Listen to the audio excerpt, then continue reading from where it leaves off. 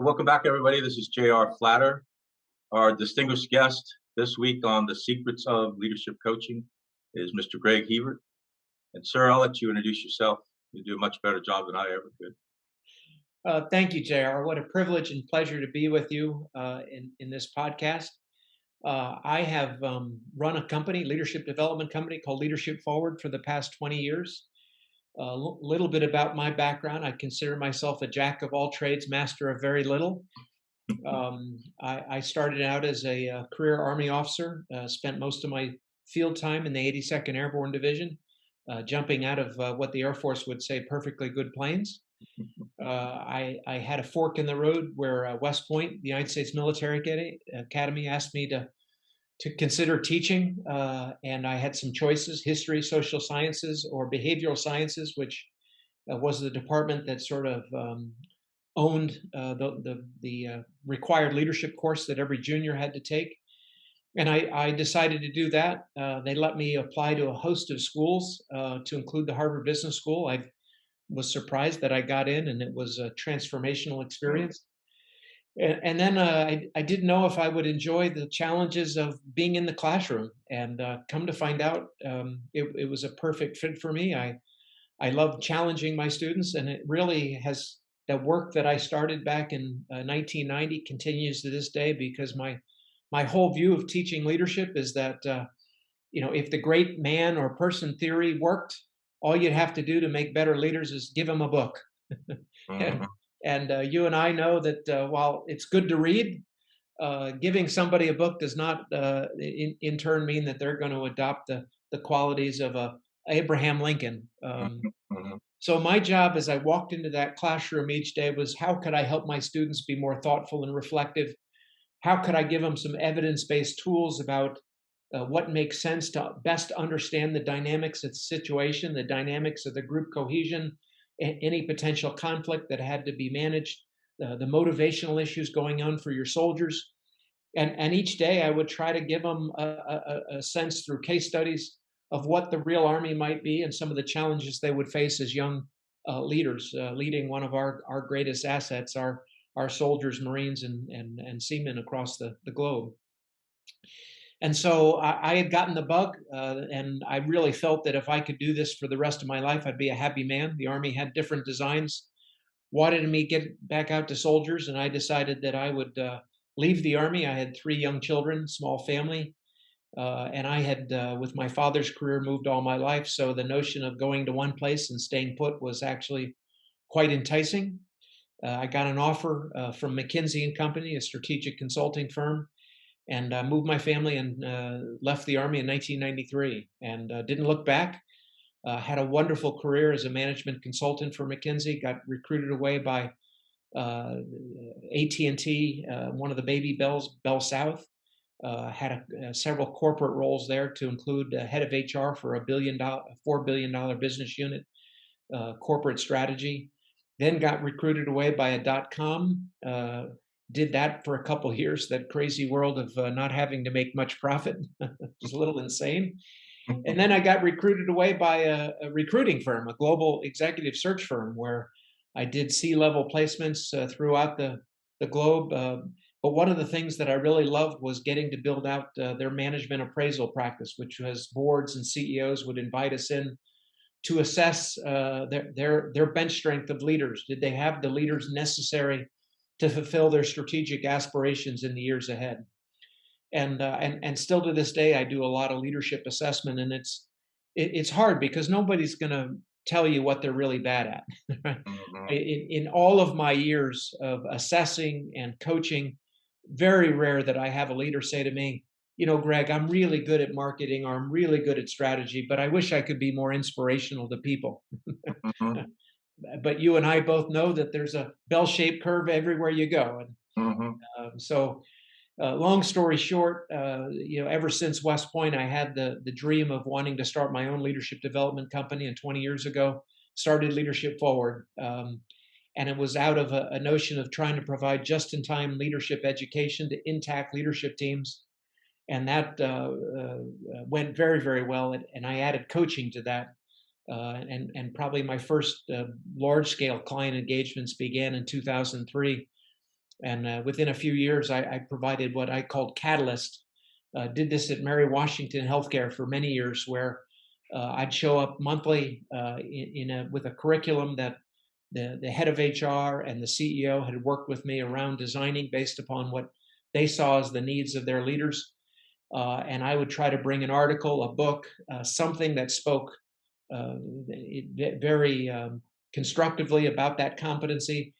And then invariably, my job as a teacher and facilitator would be to push that team to say, okay, you've read an article about Yahoo or Southwest Airlines. So what? What does that mean for your team in terms of what you do differently tomorrow, next week, next month, next year?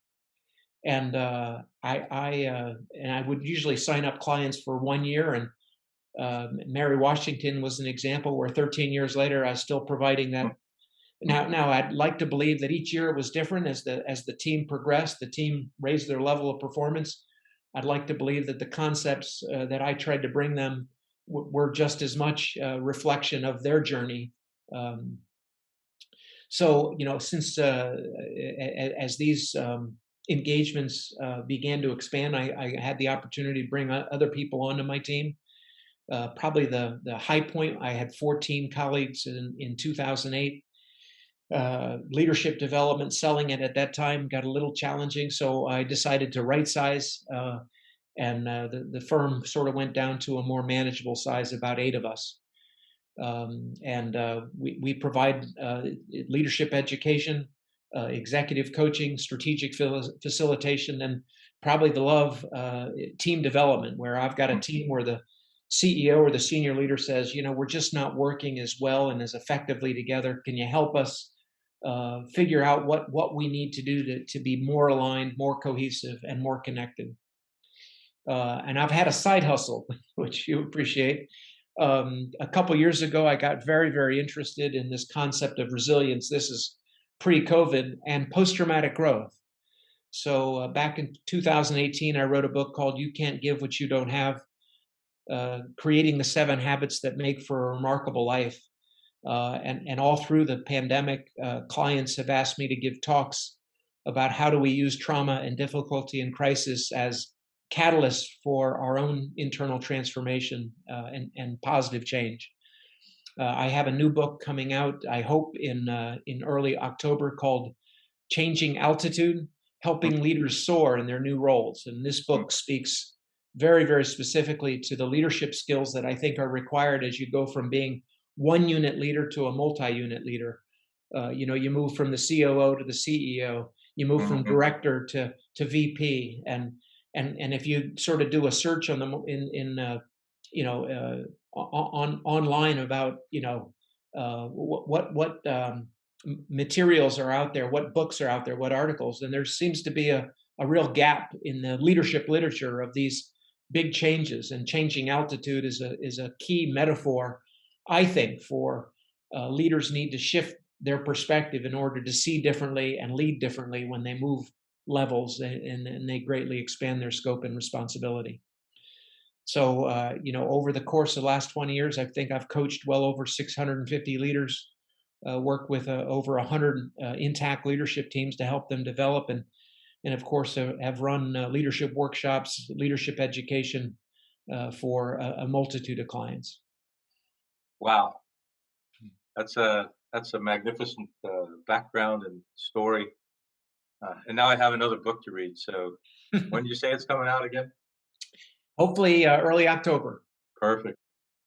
I definitely read that. That's an interest of mine. So with that mountain of background, and we're focused on coaching, it's interesting. You use leadership and coaching almost synonymously. They're so interrelated, as do I. But there are some subtle differences. Do I need to be a PhD, retired colonel, paratrooper to do what you do?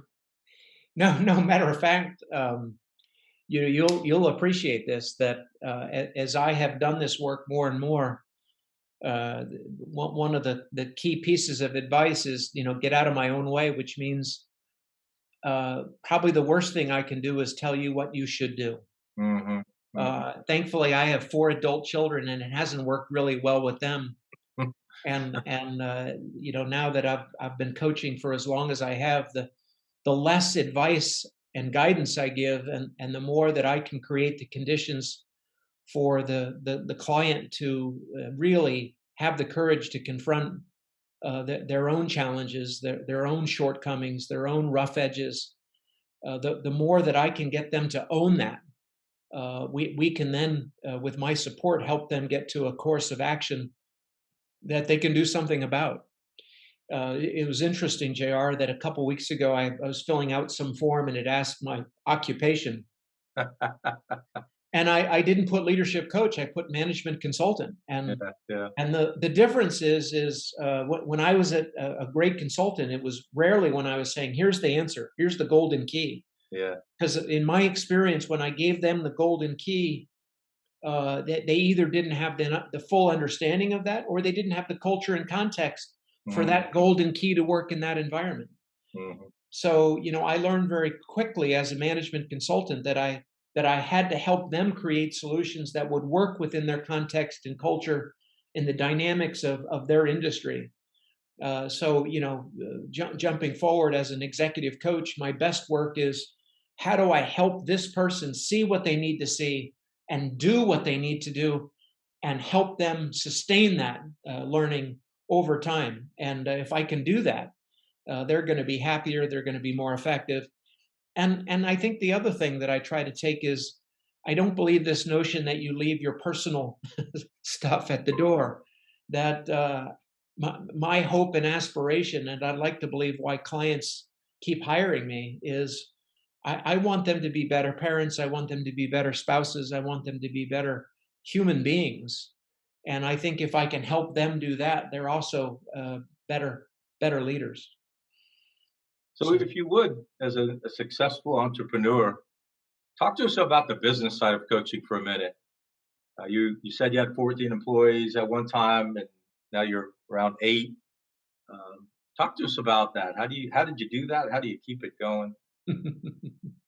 Well, even though I have a Harvard MBA, I am not a very detailed human being. I can do the details, but I prefer not to. So my model of business, sadly, is going to be oversimplistic, which is make a lot more than you spend.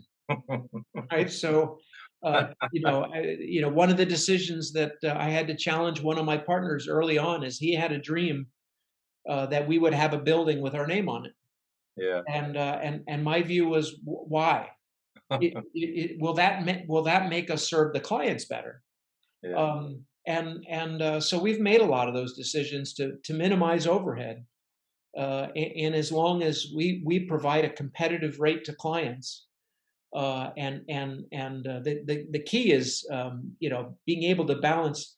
You want to have a personal life, Mhm, but you also have to bill enough days, to generate enough revenue to make this a meaningful lifestyle.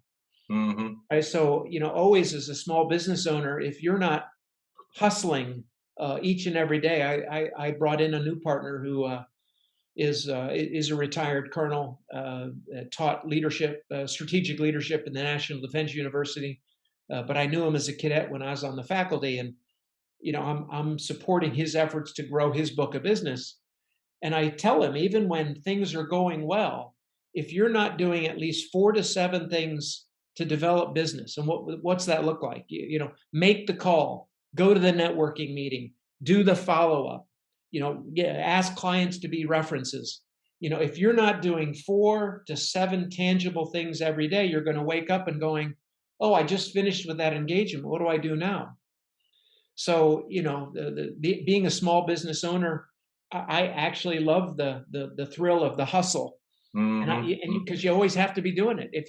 If you let your guard down, right, mhm. then very quickly you can become what's the word? Not relevant. So, Yeah, it's a long business cycle.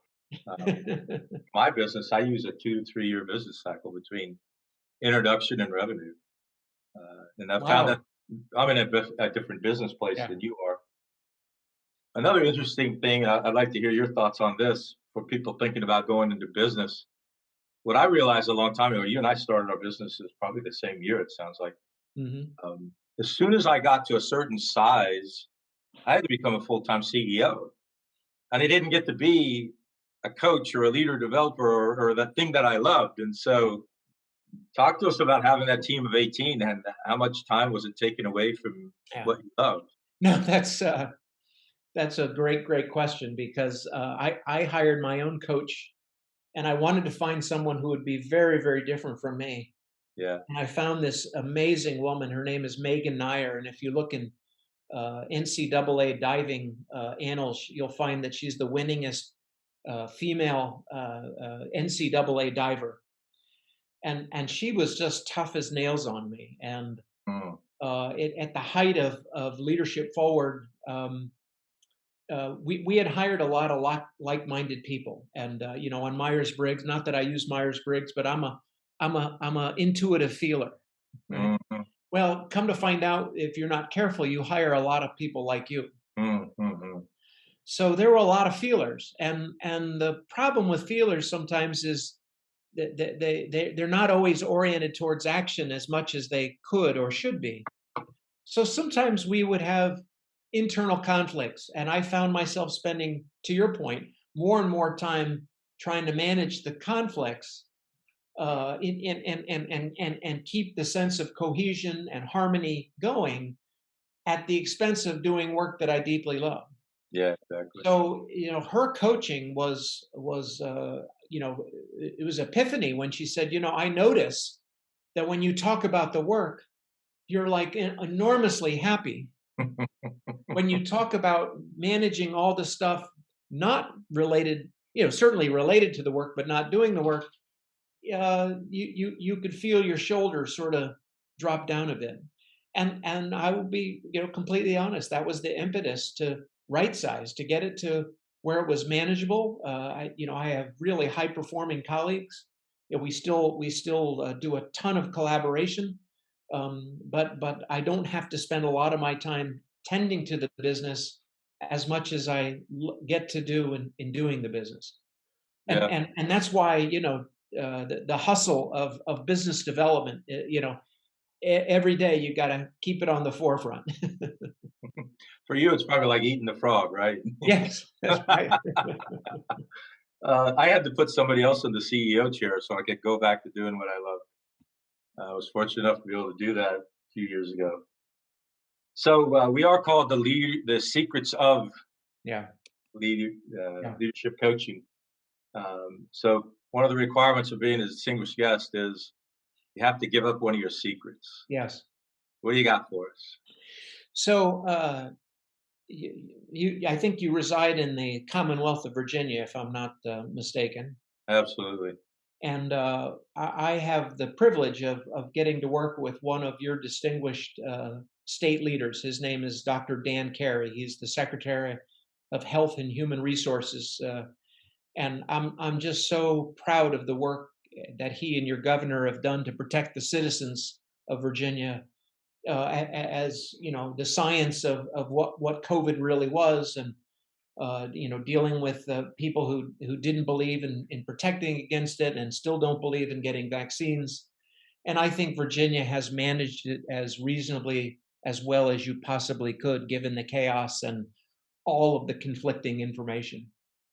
And one of the secrets that I'm offering today is one that he actually gives me credit for and uses a lot, and that's when I talk about engaging another human being in this thing called coaching. Essentially, for the coaching to really be effective, the person being coached has to believe that the coach has their best interests at heart, Mhm. that it is a safe place for them to be real and to be honest, because we've got to have the opportunity to confront the mirror. Mhm. And so one of the ways that I build quickly rapport and trust is I remember this very simple acronym of have HAVE relationships. And the H stands for humility. That every time I walk into a coaching relationship, to remind myself that, Greg, this is not about you. This is not about meeting Mhm. your need. This is about you being fully present to the life of another human being. And if you listen well enough, if you build the relationship close enough, you know that you're going to be able to support and help this human being in whatever their aspirational outcomes and dreams are in their life. So humility is sort of the first point of entry into that building rapport. The second one is acceptance. I am going to accept my client with all of their talent, with all of their gifts, with all of their strengths and their rough edges. And there's not a human being in this world who doesn't have rough edges. Hmm. The very nature that I am one of the most spontaneous people you'll ever meet, my rough edges, I tend not to be as methodical and organized as I could be. It is what it is, right? Now, that doesn't give me an excuse for that lack of structure and organization to be a hindrance to my delivering on what it is I may have promised to you, right? So acceptance is sort of the second piece. The V, vulnerability.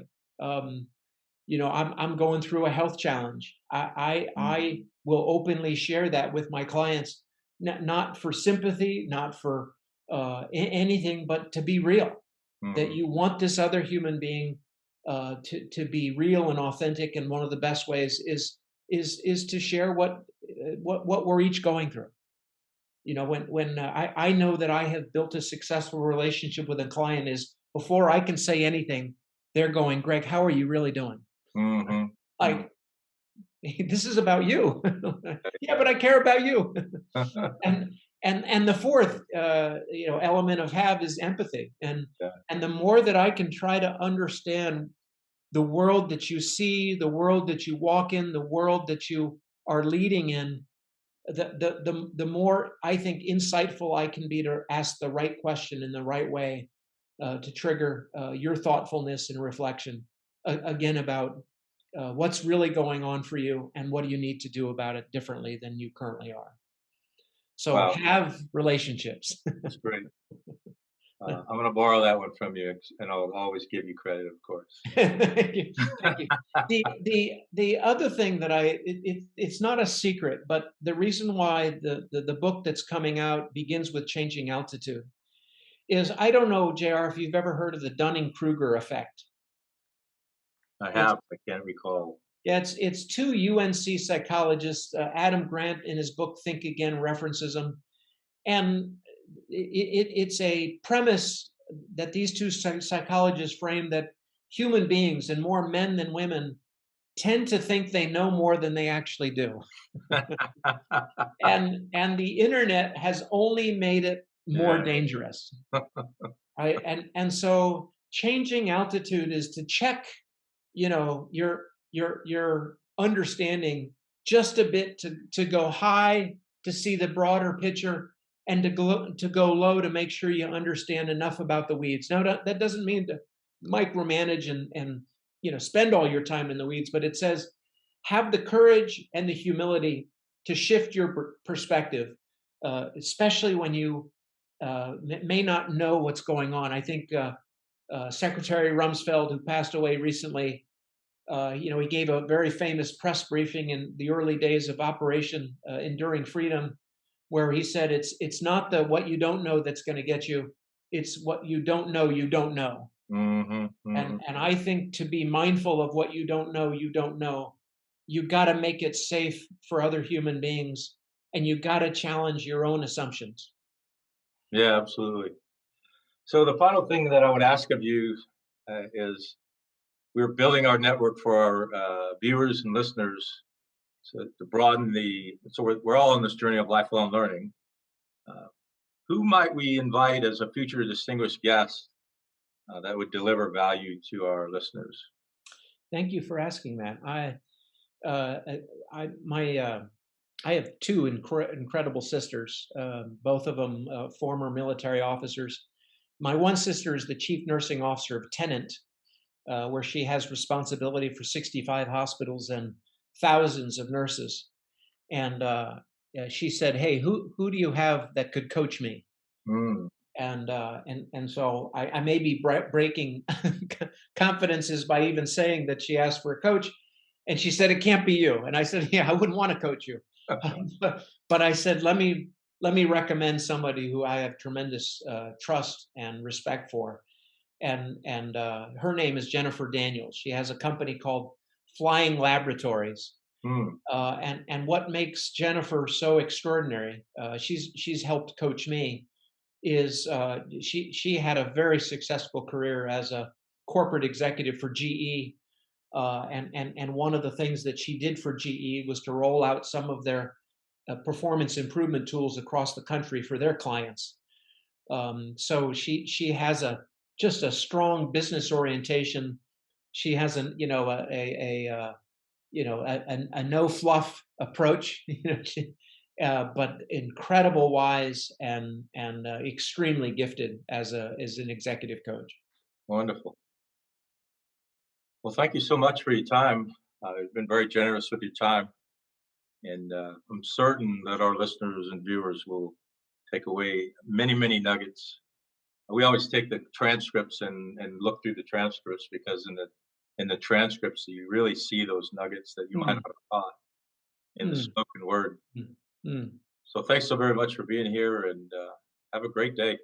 Well, I'm honored that you would even ask me, and I have followed your success. So the fact that you would see me as a distinguished visitor on your program is just incredible opportunity for me, Jr. So I'm deeply grateful. Thank you for making my day and my week. This is a great way to. I've got two more coaching calls, but I'm close to the end of the week, and this is a high point. So thank you so much. All right, sir. Have a Okay, great day. take care.